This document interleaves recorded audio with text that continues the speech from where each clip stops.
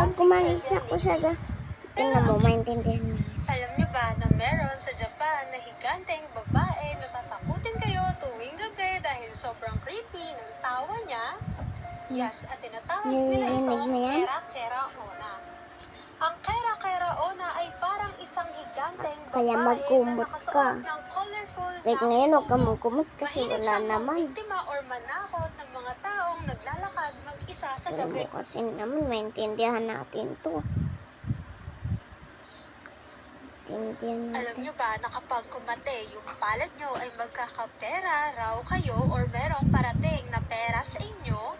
Pag Madalas ko itong naririnig sa mga pera, matatanda at for sure kakatin yung hindi lang kamay ako mo yung mga talaga, nakakarinig kakamutin nito mo sa mga talaga. nanay or lola Ayun, natin.